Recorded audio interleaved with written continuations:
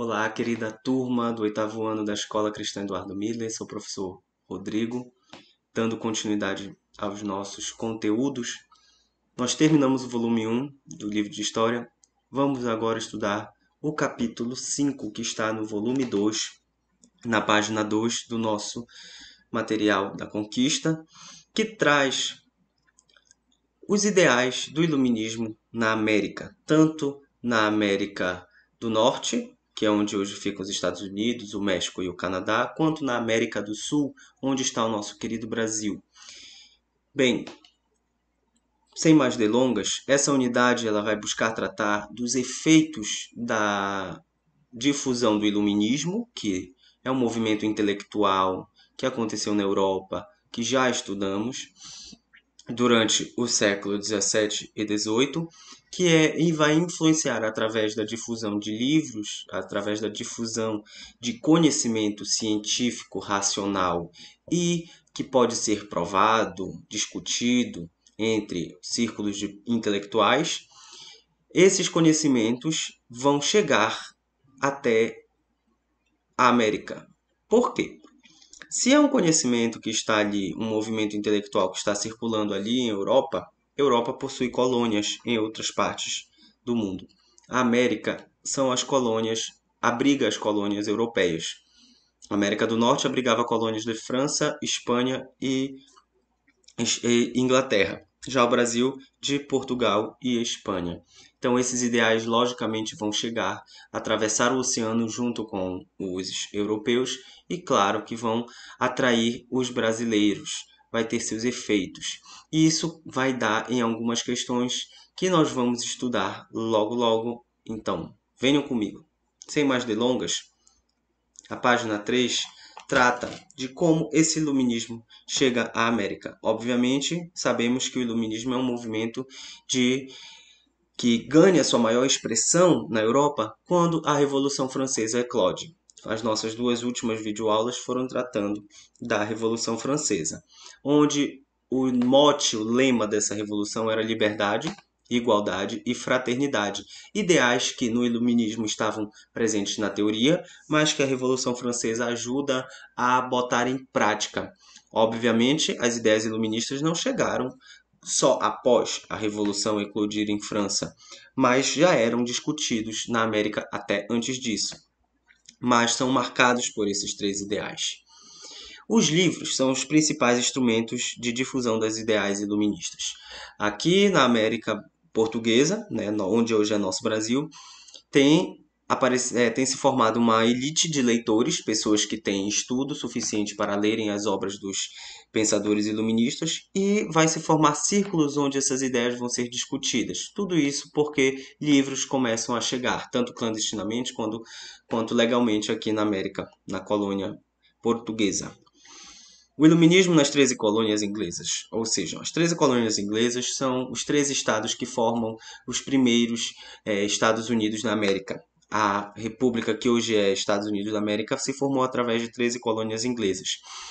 A independência dos Estados Unidos acontece antes da Revolução Francesa e é fortemente influenciada pelo iluminismo. Para isso, a gente dedica um capítulo inteiro, que é o capítulo 6.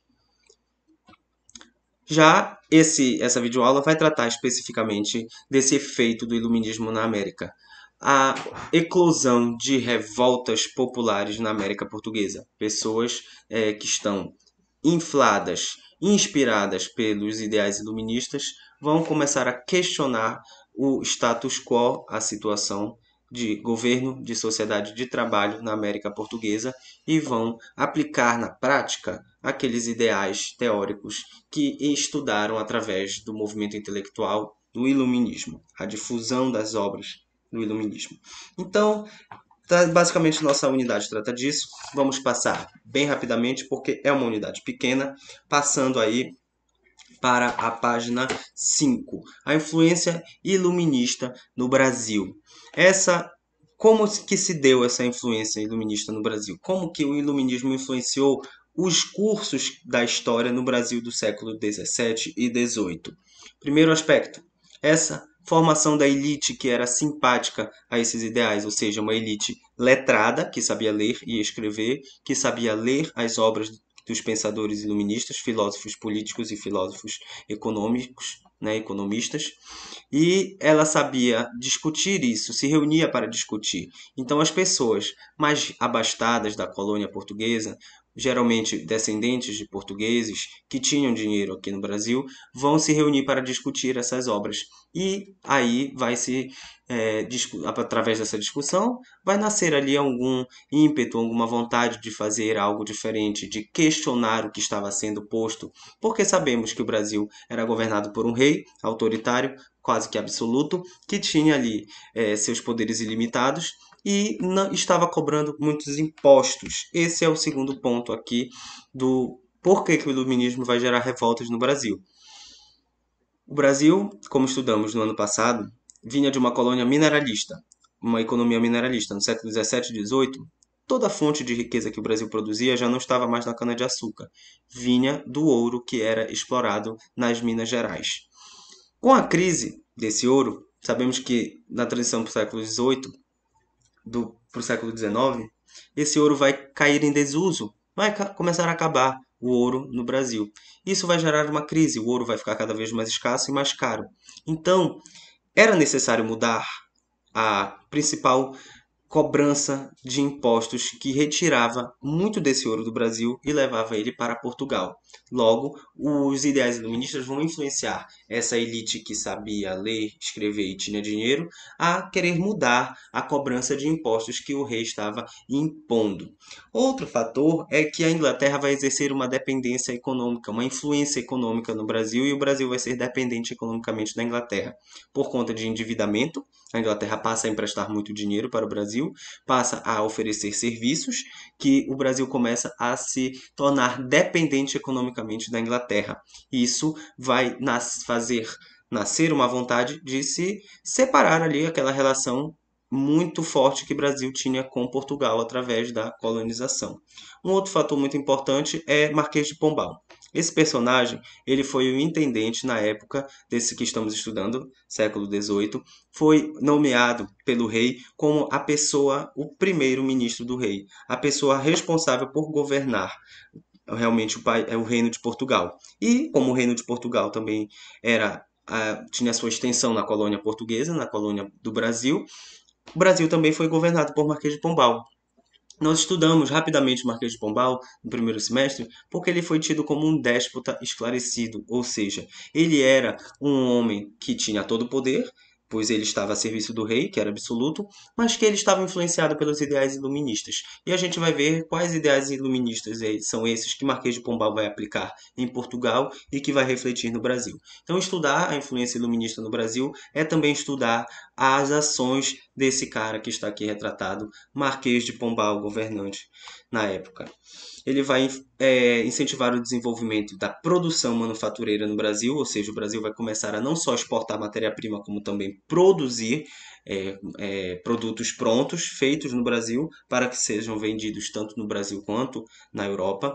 Ele vai ajudar a diversificar a produção da colônia, que era só cana-de-açúcar e drogas do sertão e ouro, vai se aumentar essa produção. Essas ações podem ser acompanhadas aqui na página 6. Vai se aumentar a produção de outros gêneros, como o tabaco, o cacau, o arroz e o algodão, tanto aqui na Amazônia quanto nas outras colônias, nas capitanias hereditárias. Marquês de Pombal é responsável por extinguir a escravidão indígena que nós estudamos no ano passado através do conteúdo em estudos amazônicos. Lembrem do filme A Missão, a expulsão dos jesuítas vem logo depois do fim da escravidão indígena. Não é mais possível usar a mão de obra escrava indígena. Isso vai afetar fortemente a colônia da Amazônia, nós sabemos disso, nós já estudamos que com o fim da escravidão indígena vai ocasionar que mais escravos africanos vão ser trazidos ao Brasil. A expulsão dos jesuítas é a consequência do fim da escravidão indígena. Se não é mais possível escravizar indígenas, para que ter uma ordem religiosa dos jesuítas que concentra tanta riqueza e tanto poder atuando no Brasil? Não é? Vamos tirá-lo do poder. Essa é a ação de Marquês de Pombal. Lembrem, o iluminismo é contrário à influência da religião no poder. Os jesuítas eram um braço do poder religioso aqui no Brasil. Então, expulsá-los nada mais é do que tornar o governo menos influente pela Igreja Católica, que a Igreja Católica não tenha tanta influência no poder. A criação das companhias de comércio serve para que mais produtos consigam ser exportados e importados e impeça que a Inglaterra e a Holanda consigam comercializar com o Brasil. A cobrança da derrama, esse é o principal imposto que está no centro da Conjuração Mineira, que é o nosso próximo tópico. A cobrança da derrama era um imposto que estipulava uma alta taxa de cobrança de ouro em cima de todo o ouro que era produzido por ano no Brasil. Extinguiu a doação hereditária de capitanias, ou seja, as capitanias não iam mais ficar só numa família, elas poderiam ser vendidas, transferidas, tomadas pelo rei e dadas a outra família. A capitania inteira não ficava mais com uma só família. E ele começou a enxugar os gastos reais, começou a deixar o Estado menos gastão. Pensem hoje como seria o Brasil se tivéssemos metade dos nossos políticos. Isso foi o que Marquês de Pombal fez no século XVIII, ok? Aí uma atividadezinha na página 7 para vocês. E a gente estuda a Conjuração Mineira.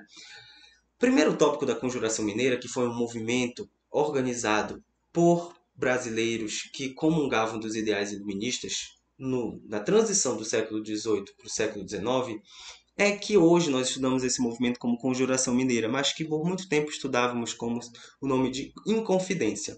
Isso é justamente a primeira questão que é tratada na página 8 do livro de vocês. Inconfidência significa algo que não está sendo feito às claras, algo que está oculto e que é uma traição. Inconfidência significa traição. Traição a quem? Ora, obviamente ao rei. Então, durante anos, esse movimento foi estudado como uma traição ao rei. Era de fato uma traição ao rei? Sim, mas hoje nós sabemos que era um movimento que estava pautado pelos ideais iluministas e que queria trazer a ruptura do governo do rei, porque o rei estava sendo muito tirano com os habitantes da colônia. Então, lá em Minas Gerais, uma elite se reunia e começava a discutir como tirar o rei do poder para instaurar um governo próprio ali, que as pessoas locais que moravam em Minas Gerais conseguissem governar sem a interferência do rei, sem a interferência de Marquês de Pombal e qualquer outra pessoa que fosse destinada pelo rei para governar a colônia. Então, proprietários de terras, exploradores de minas de ouro e diamantes, comerciantes intelectuais, padres militares e funcionários da coroa, eles estavam envolvidos nessa conjuração mineira. Grifem aí o terceiro parágrafo da página 8. Um personagem muito famoso, que é celebrado em um feriado nacional, é Joaquim José da Silva Xavier, o conhecido Tiradentes, é quem eu trago aqui nessa imagem acima. Esse personagem, ele foi o mártir da Conjuração Mineira. A Conjuração Mineira, infelizmente, não pôde acontecer. Os intelectuais que estavam se organizando ali para tomar o poder não conseguiram atingir o seu objetivo, acabaram sendo pegos e presos pela coroa portuguesa e alguém tinha que pagar todo o pato, tinha que ser o culpado por ter feito tudo aquilo. Foi Joaquim José da Silva Xavier, um alferes, que era um militar de baixa patente, que era conhecido por oferecer os seus serviços de dentista, extração de dentes nessa colônia, que era o nosso Brasil, e ele foi, infelizmente, a pessoa que foi morta em praça pública. Foi ele que foi enforcado e morto para mostrar que quem traísse o rei iria receber aquele fim. Então, essa conjuração, ela tinha o principal estopim, o fim da cobrança do imposto da derrama. A derrama era uma cobrança que ela seria feita sempre, todo ano, e que pegava o valor de 1.500 quilos de ouro. Toda vez ia ser 1.500 quilos de ouro que Minas iria ter que pagar para o rei por estar produzindo ouro. O ouro está acabando nessa época. Não dá mais para pagar tudo isso para o rei. Então, essas pessoas que estavam ligadas a essa economia estão vendo como o fim da derrama um estopim para se organizarem e tirarem o rei do comando da colônia para que eles não paguem impostos. Não só isso, mas também esse movimento, ele tinha a vontade sim de fundar universidades que não existiam no Brasil, escolas, tornar a capital de Minas Gerais, as cidades de Minas Gerais, uma capital da colônia brasileira e tornar sim a colônia um lugar mais possível de se incutir os ideais iluministas. Nessa época, os livros eram controlados, não existiam escolas, universidades, não tinha transmissão de saber. Então, os ideais iluministas não poderiam florescer. A Conjuração Mineira foi uma tentativa, assim, de instaurar esses ideais. Então, na página 9, vocês têm a bandeira, que era a bandeira da Conjuração Mineira. Hoje, essa bandeira é a bandeira oficial do Estado de Minas Gerais. Ela quer dizer liberdade, ainda que tardia.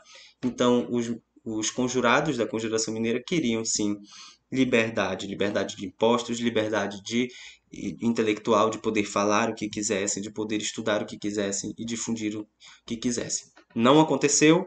Tiradentes foi enforcado em praça pública para mostrar que quem traísse o rei ia ter aquele fim. Então, a Conjuração Mineira foi uma tentativa de revolta popular, né, contra o rei. Outra tentativa que está aqui trazida no livro de vocês é a Conjuração Baiana, na página 11.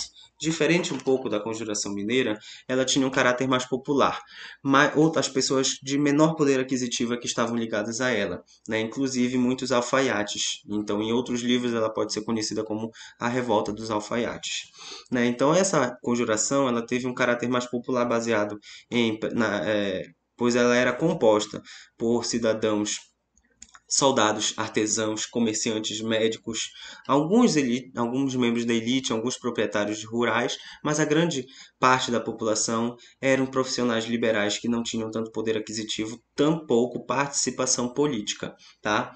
Então, gente, essa Conjuração Baiana, ela foi mais uma tentativa de depor o rei e tornar a capital onde ela aconteceu, Salvador, um lugar mais próspero. Salvador deixou de ser a capital do Brasil. Com isso, Salvador começou a tornar-se mais pobre, mais carente, necessária de desenvolvimento. A população começou a ver a fome e a miséria se instalar na cidade e, com isso, queria mudar a situação. Por isso, questionava-se, não é? Eles também não queriam só isso, queriam independência, ou seja, queriam tornar-se uma cidade independente do rei, queriam ser desanexadas da colônia e queriam ter mais direitos sociais, acesso a direitos como a vida, a fome, a combate à fome, a emprego, a ajudas do governo, né? Isso são os direitos sociais que eles estavam buscando. Vários motins, várias rebeliões organizadas estavam sendo feitas na Bahia, em Salvador nessa época, mas essa revolta não chegou a acontecer. No dia 25 de agosto de 1798, ela foi contida pelo governo, não é? A coroa conteve essas pessoas e deteve essa conjuração. Aqui acima é a bandeira da Conjuração Baiana. Essa estrela invertida é o símbolo que origina a maçonaria, que é uma instituição que vai ter muita importância no processo de independência. Está ligada à Conjuração Baiana, está ligada à Conjuração Mineira, é onde a vontade de se separar de Portugal vai nascer. Nós vamos ver que no século XIX o Brasil vai conseguir se tornar independente de Portugal. Mas tanto a Conjuração Mineira quanto a Conjuração Baiana são os primeiros movimentos em que os brasileiros da colônia vão se organizar para tentar depor o rei e instalar uma forma de governo mais justa, instalar acesso ao conhecimento a todos os brasileiros, melhorar um pouco a vida daquelas pessoas que estavam na colônia. Então, os ideais iluministas no Brasil vão ter esses efeitos. Essas duas revoltas, essas duas conjurações são interessantes da gente estudar para entender esses efeitos. Lembre, Conjuração Baiana, caráter mais popular, Confidência Mineira, caráter mais elitista, tem as suas diferenças. O livro de vocês traz muito bem essas diferenças, não é? E vocês podem encontrar aí nessas páginas de 2 à página 11 e 12 a matéria necessária para vocês responderem o questionário da página 13 e 14 e me enviar lá no Clipe Escola. Tá bom? Vou ficando por aqui, desejando para vocês que estejam se cuidando, dizendo que estou com saudade. Um breve retorno para nossas aulas presenciais, tá bom? Fiquem com Deus. Tchau, tchau.